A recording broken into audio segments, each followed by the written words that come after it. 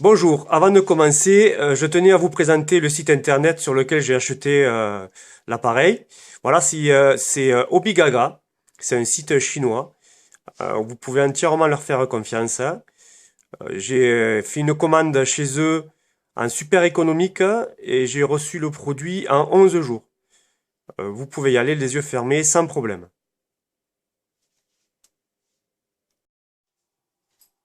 Alors voilà, l'appareil que j'ai acheté sur le site Obigaga, c'est un stabilisateur pour caméra GoPro. Mais aussi toutes les caméras qui ont les mêmes dimensions que la GoPro. La PNJ, je crois, et puis une autre, j'ai plus la marque en tête. C'est une vidéo de déballage, hein. Peut-être qu'après, je ferai des vidéos de test, de comparaison avec ou sans. Je sais pas trop.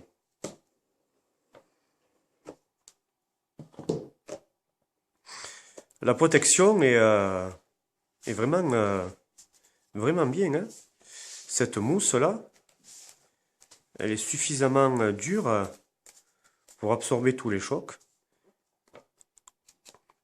Tout autour de l'appareil. Le mode d'emploi, je présume.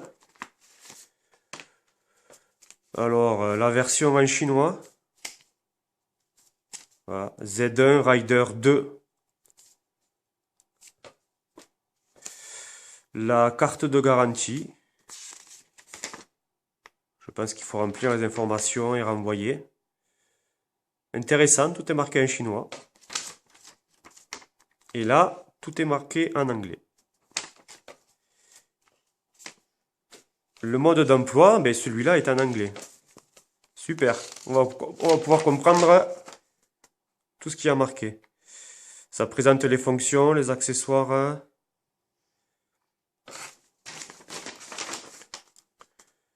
La méthode pour mettre le logiciel à jour. La méthode de calibration. Bon, c'est assez complet. Je pense que il faudra aller peut-être sur le site du fabricant pour avoir un peu plus d'informations. Et là déjà c'est pas mal.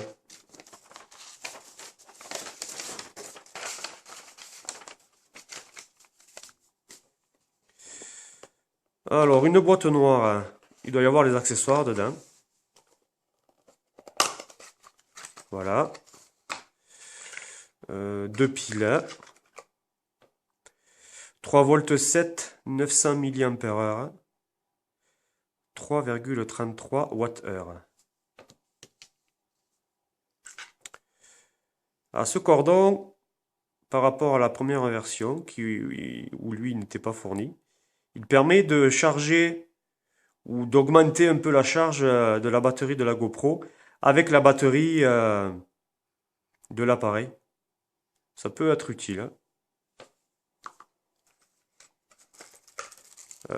Des vis de différentes longueurs. Apparemment, on peut utiliser une GoPro avec un écran supplémentaire ou une batterie supplémentaire. Il y a deux longueurs de vis différentes. Alors moi, j'ai déjà récupéré des vis pour les mettre sur le support. Parce qu'évidemment, j'ai testé tout ça avant de vous le présenter.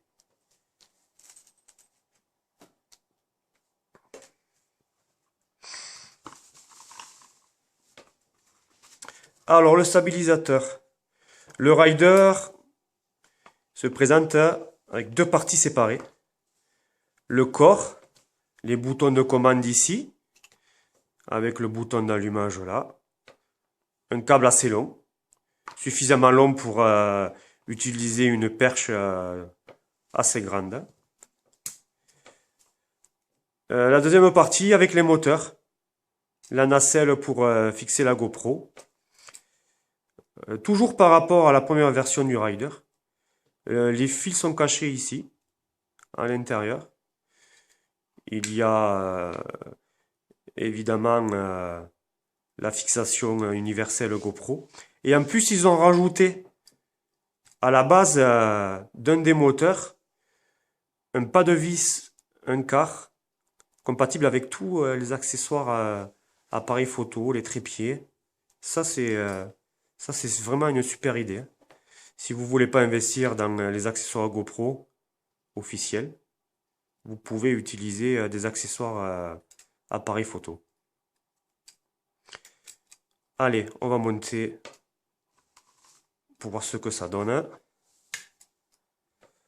Alors, la base ici se dévisse.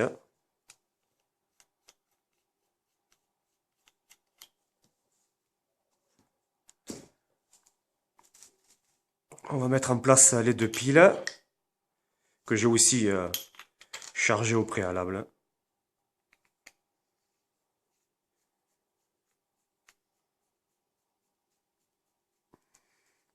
Voilà.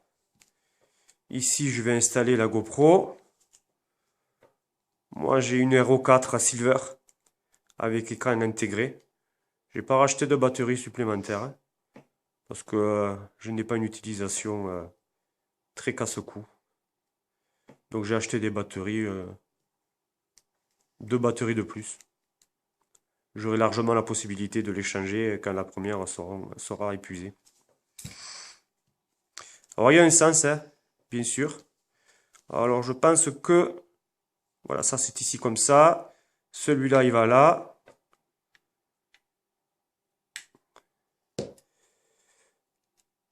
Et celui-là, il va comme ça. Voilà.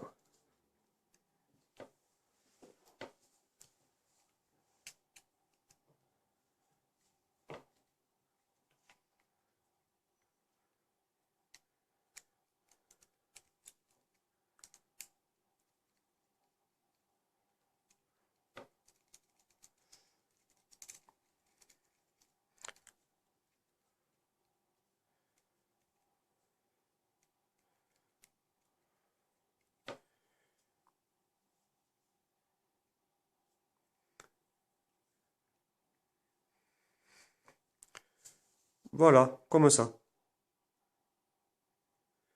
On va mettre en marche. Donc ici, j'appuie sur le petit interrupteur dessous. Le voyant ici qui clignote indique la charge. 4 clignotements 100%, 3 clignotements 70, 2 50, 1 25, puis après, plus de batterie. Là, vous avez la prise USB pour pouvoir mettre le rider, pour pouvoir, mettre à jour le rider. 3 boutons ici.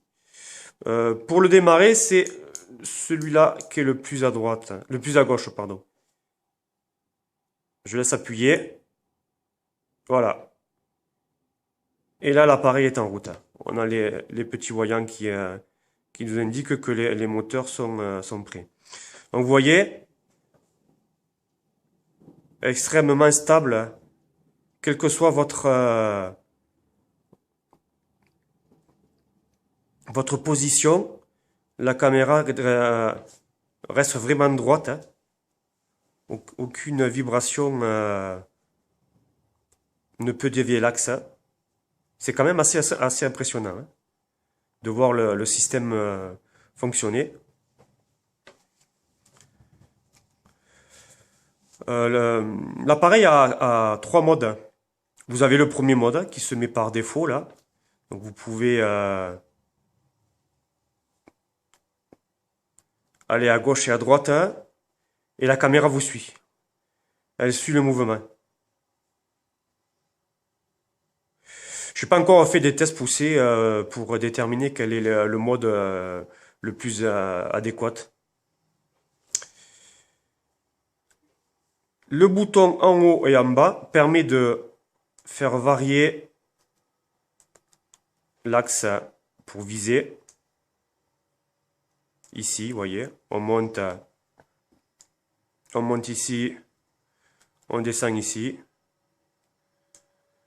Toujours s'il y a des mouvements assez saccadés, même importants, la caméra reste droite. Le deuxième mode, ici, on appuie sur le bouton une fois Et là, par contre, vous voyez, si je vais de droite et de gauche, la caméra reste sur son axe. Je peux faire comme ça, mais ici, elle ne va pas aller, elle ne va pas viser à droite ou à gauche. Moi, je pense que ce mode-là, on peut l'utiliser par exemple dans une voiture hein, avec une ventouse hein, pour filmer devant la route. Hein. Je pense que ça peut être utile, ça.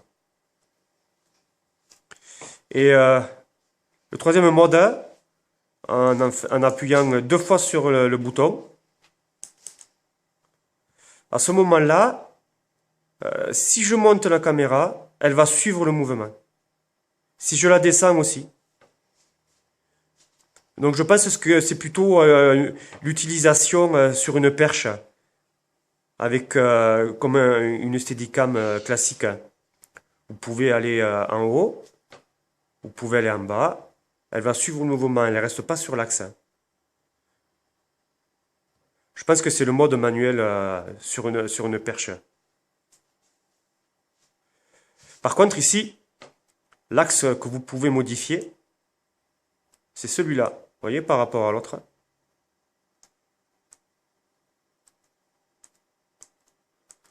Voilà. Une dernière chose, hein. L'aspect, la fabrication. C'est vraiment du très bon matériel. Tout est en métal. Les boutons ont une clique genre clavier de gamer. Quelque chose de vraiment bien construit. Finition impeccable. Hein. Et puis, vous voyez, le fonctionnement, c'est vraiment impressionnant. Je ne sais pas si je ferai des vidéos de test, de comparaison. Je verrai ça. Je verrai comment ça évoluera. Si vous voulez pas utiliser une perche, vous pouvez quand même utiliser le corps où il y a les batteries et les boutons ici. Pour faire comme une Steadicam, on voit dans le commerce. Hein. Je me rappelle plus les noms.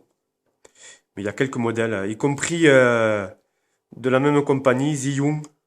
Je prononce mal, c'est pas grave. Zhiyun. Il y a le Z Evolution qui vient de sortir. Encore plus précis, il me semble. Hein. J'ai pas bien regardé les caractéristiques. Alors moi j'utilise un support vélo pour pouvoir exécuter la manœuvre. Vous voyez ici, je mets le support comme ça.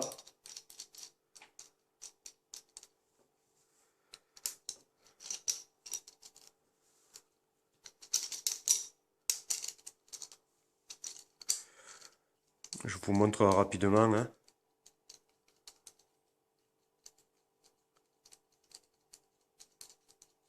Il y a peut-être mieux. Mais pour dépanner, je pense que c'est pas trop mal.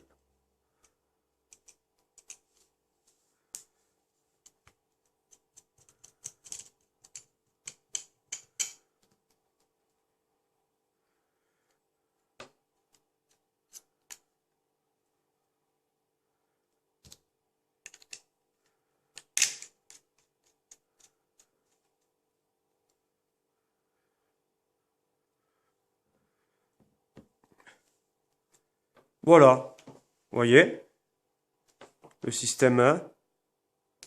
On va mettre en route 1. Le petit bouton ici, on laisse appuyer 3 secondes. Je choisis le mode Steadicam en appuyant 2 fois.